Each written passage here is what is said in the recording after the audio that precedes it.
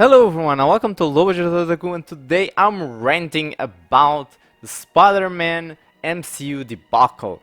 Now, if you've been keeping up with the news, apparently Spider-Man was going to leave the MCU, but some news broke out that Sony and Disney may have struck a new deal, so probably it got an extension. But let me start by the original news.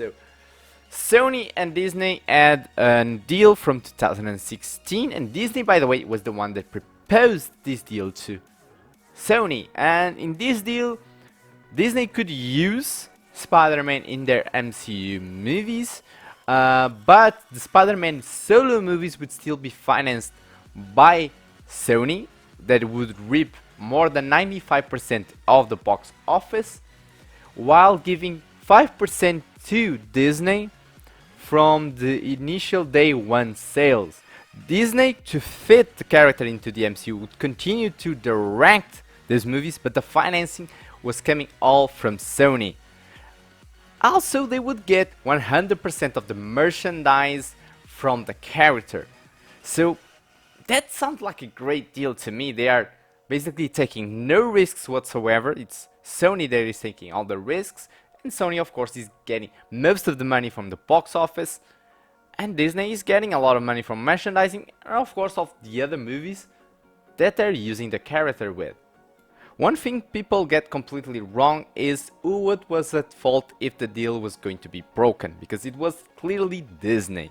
Now people say, oh, Sony's getting greedy. No, it's Disney that was getting greedy, because they saw the amazing sales that Spider-Man Far From Home was getting, and they were not happy just with the merchandise sales and of course with using the character in other movies. They wanted a 50-50 split on financing and the box office. This deal was clearly unfair to Sony because, again, it's their property.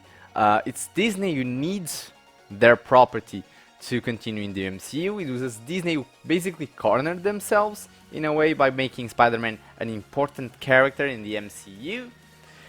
But I think they did it on purpose to pressure Sony. I think they were already using the long run because they knew that fanboys would rage if Spider-Man was out of the MCU, and that would put pressure on Sony to basically accept a bad deal for them. Sony basically said no, we either go with the deal we had or no deal. And apparently the news was Spider-Man is going to leave the MCU, and everybody was panicking.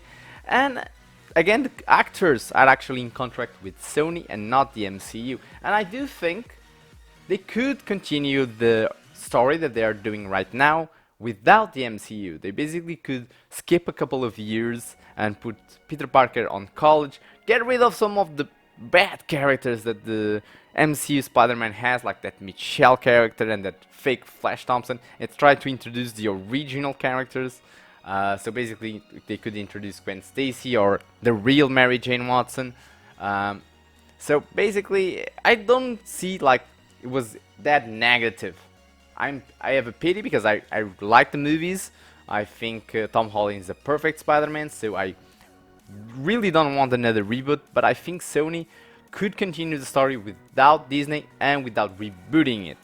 But today new news are coming out, and they're basically saying that Sony and Disney come to an arrangement, do a new deal, and it's going to be a 70-30 split with Sony financing and taking 70% of the box office, and Disney taking 30% and financing 30%.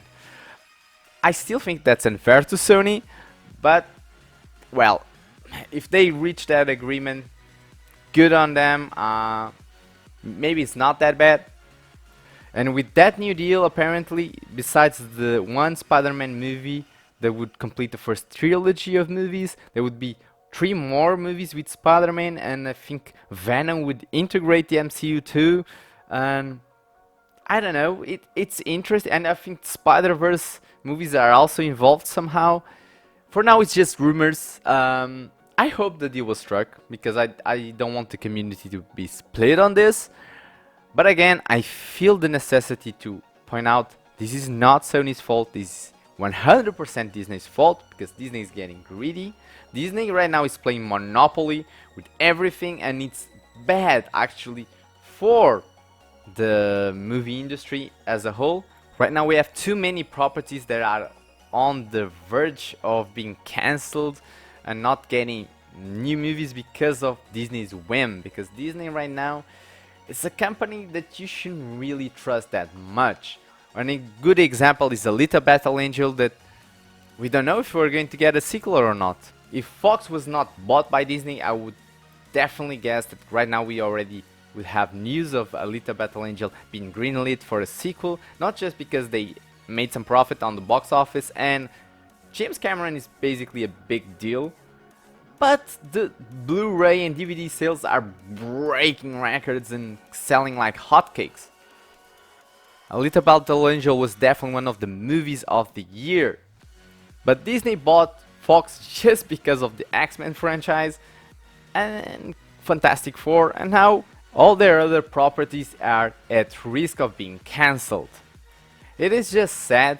I don't think monopolies are a good thing at all. It's good that different companies are competing with each other so that we always get the best quality movies or games or anything out there, because if they don't have competition, they don't really have incentive to be better.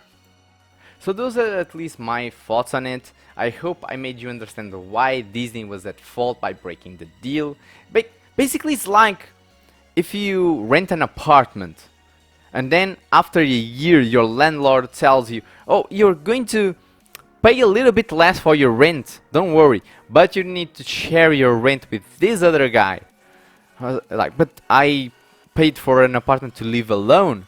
No, because you're paying less. Don't worry, you're paying less. Just need to share your apartment. I bet you would leave, and that's what Sony did. But, well, apparently they struck a new deal, and I hope it is true. I hope it is fixed. I hope the community can rest easier today with a confirmation. I'll keep an eye out. Tell me what you think in the comment section below, and I'll see you guys next time.